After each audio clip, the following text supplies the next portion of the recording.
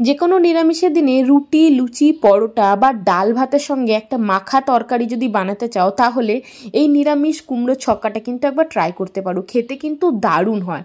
কড়াইয়ের উপর 2 চামচ সর্ষের তেল গরম করে নিয়ে প্রথমেই ভেজে নিচ্ছি কুমড়োগুলোকে একটু বড় বড় করে সাইজ করে কেটে নিয়েছি। তরকারিটা একটু অন্যরকমভাবে বানানোর জন্য কুমড়ো আলু দুটোকেই প্রথমে আলাদা করে ভেজে তুলে নিয়েছি।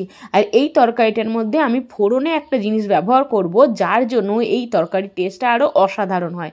কুমড়োটা তেলের মধ্যে দিয়ে বেশ কিছুক্ষণ নাড়াচাড়া করে নেব। তারপর দিয়ে দেবো অল্প একটু নুন দেওয়ার পর কুমড়োটা উপর থেকে যখন একটু হালকা বাদামি বাদামি কালার আসবে বা ভাজা হয়ে গেলে আমরা নিজেরাই বুঝতে পারবো, হালকা একটু নরম হবে, তখন কুমড়োটাকে তুলে নিতে হবে। কিছুক্ষণ নাড়াচাড়া করে ভেজে নিয়েছি। এবার 1/2 চামচ মতো নুন কুমড়োটায় দিয়ে দেব। 1/2 চামচ মতো নুন দিয়ে আরও কিছুক্ষণ নাড়াচাড়া করে ভালো করে ভেজে নেব। বাকি যে তেলটুকু থাকবে সেই তেলের মধ্যে আলুগুলোকেও সুন্দর করে ভেজে নেব। নিরামিষের দিনগুলোয় আমাদের প্রচুর টেনশন হয় যে রুটি, লুচি বা মুড়ির তরকারি কি বানাবো, যেটা খেতে বাড়ির সবাই ভালো লাগবে। এমনিতেই কুমড়ো ছোট থেকে বড়, কুমড়ো কথাটা শুনলেই অনেকে কিন্তু নাক সিটকায়। আর কিন্তু নাক সিটকানো বন্ধ। কুমড়োর এই রেসিপিটা থাকলে সবাই কিন্তু চেয়ে চেয়ে খাবে। কুমড়োগুলোকে ভালো করে ভেজে নিয়েছি। এবার কুমড়োটা তুলে নিচ্ছি। এই তেলের মধ্যেই এবার আলুগুলোকে ভেজে নিচ্ছি। বড় বড় করে আলু কেটে রেখেছিলাম, আলুগুলোকে ভেজে নিয়েছি। আর এই কুমড়োর তরকারিটার মধ্যে আমি দিয়ে দেবো ছোলা। আগের দিন রাত্রি আমি ছোট বাটির মতো 1 বাটি ছোলা ভিজিয়ে রেখেছিলাম। কাঁচা ছোলা দিয়ে কুমড়োর তরকারিটা বানালে খেতে দারুণ লাগে। আলুটাকেও সেমভাবে ভেজে ভালো করে তুলে নেব।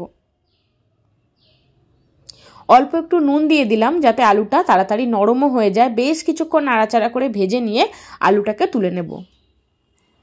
ফোড়নের মধ্যে একটু হিং আর একটু আদা দিয়ে দিলেই কিন্তু এই নর্মাল কুমড়োর তরকারিটা একদম অনুষ্ঠান বাড়ির মতো খেতে লাগবে।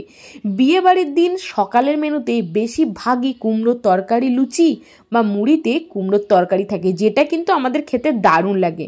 মনে হয় না বাড়িতে বানালে তো এত ভালো হয় না, রান্নার ঠাকুর কি এমন দেয় যাতে এত টেস্ট হয়। তারা কিন্তু খুব ছোট ছোট জিনিস ফোড়ন দেয়, তার জন্যে তরকারি এত স্বাদের হয়ে যায়। খুব বেশি তেল মশলা কিন্তু লাগে না। আরও 2 চামচ তেল এবার অ্যাড করে দিলাম। এবার 1/2 চামচ মতো হিং ফোড়ন দিলাম, আর তার সঙ্গে 1 ইঞ্চি মতো আদা একটা গ্রেটারে গ্রেট করে নেব। আদাটা তোমরা বেটেও দিতে পারো, আমি এখানে আদাটাকে একটু কুঁড়ে দিয়েছি। আদাটা দেওয়ার পর আদাটাকে একটু কিছুক্ষণ তেলের মধ্যে ভাজা ভাজা করে নিয়ে এবার দিয়ে দেব টমেটো আর চেরা কাঁচা লঙ্কা। একটা মিডিয়াম সাইজের টমেটো দিয়েছি, সঙ্গে দিয়েছি চেরা কাঁচা লঙ্কা। টমেটোটা কিছুক্ষণ একটু নাড়াচাড়া করে ভেজে নেব। যেহেতু আদা আর টমেটো দুটোই কাঁচা, তাই কিছুক্ষণ একটু নাড়াচাড়া করে ভেজে নেবো যতক্ষণ না পর্যন্ত কাঁচা গন্ধটা চলে যাচ্ছে। তারপর ভিজিয়ে রাখা কাঁচা ছোলা দিয়ে দিলাম। ছোটো বাটির 2 বাটি কাঁচা ছোলা দিয়ে ভালো করে নাড়াচাড়া করে মেশাচ্ছি, কারণ আলু কুমড়ো আগে থেকে একটু ভাজা আছে, ওগুলো সেদ্ধ হতে বেশি টাইম লাগবে না, তাই ছোলাটা একটু আগে থেকে দিয়ে দিলাম। তারপর নুন দিয়ে কিছুক্ষণ নাড়াচাড়া করে নেব। এবার একে একে বেসিক যে মশলাগুলো সেগুলো ইউজ করব। তার মধ্যে প্রথমেই দিয়েছি হলুদ গুঁড়ো, তারপর দিলাম অল্প একটু জিরে গুঁড়ো, আর এবার দিয়ে দেবো অল্প একটু কাশ্মীরি লঙ্কার গুঁড়ো। খুব ভালো করে সব কিছু একবার মিশিয়ে নেব। খুব ভালো করে সব কিছু মেশানো হয়ে গেলে ভেজে রাখা কুমড়ো আর আলুটাকেও এবার আমরা দিয়ে দেব। ভেজে রাখা আলু আর কুমড়োটা এবার দিয়ে দিলাম। সব কিছু মশলার সঙ্গে আলু আর কুমড়োটাকে বেশ কিছুক্ষণ আমরা কিন্তু এবার কষিয়ে নেব।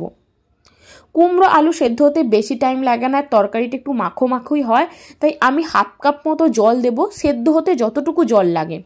খুব ভালো করে সব কিছু নাড়াচাড়া করে মিশিয়ে নিয়ে 1/2 কাপ মতো জল এবার দিয়ে দেবো, যাতে আলু, কুমড়ো, ছোলা সুন্দরভাবে সব কিছু সিদ্ধ হয়ে যায়। অবশ্যই এখানে কিন্তু গরম জলটাই দিও। 1/2 কাপ মতো গরম জল দিয়ে দিলাম। খুব ভালো করে সব কিছু মিশিয়ে এবার একটা ঢাকা দিয়ে দেবো। মোটামুটি মিনিট 5 লো টু মিডিয়াম ফ্লেমে এটাকে সেদ্ধ করে নেব। একটা ঢাকা দিয়ে দিলাম। 5 মিনিট পর মোটামুটি ফিরে আসছি। মিনিট 5 পর ফিরে এলাম। আলু কুমড়ো সুন্দরভাবে সেদ্ধ হয়ে গেছে। আর যে জলটা রয়েছে কোনো চিন্তা নেই, গ্যাসের ফ্লেমটা একটু হাই করে দিলেই জলটা কিন্তু কমে যাবে, তরকারিটা একদম মাখো মাখো হয়ে যাবে। দেখতেই পেলে আলু একদম নরম হয়ে গেছে আর কুমড়ো তো সেদ্ধ হয়েই গেছে। তারপর এখানে পরিমাণ মতো দিতে হবে একটু চিনি আর নুন যদি লাগে অবশ্যই চেক করে নিও। আর যে কোনো নিরামিষ তরকারিতে, বিশেষ করে মিষ্টি কুমড়ো তরকারিতে একটু মিষ্টি দিলে খেতে ভালো লাগে। চিনি দিয়ে খুব ভালো করে একবার সব কিছু মিশিয়ে নেব। আর গ্যাসের ফ্লেমটা একটু হাই করে দেবো, যাতে জলটা কমে গিয়ে তরকারিটা একদম মাখো মাখো হয়ে যায়। কিছুক্ষণ গ্যাসের ফ্লেমটা হাই করে রেখেছিলাম। দেখো তরকারি একদম মাখো মাখো হয়ে গেছে। আর দেখতে যতটা ভালো হয়েছে না, খেতে কিন্তু ততটাই টেস্টি হয়েছে। লুচি লুচি দিয়ে খেতে তো দারুণ লাগবে। কারা কারা কুমড়োর তরকারি পছন্দ করো জানিও।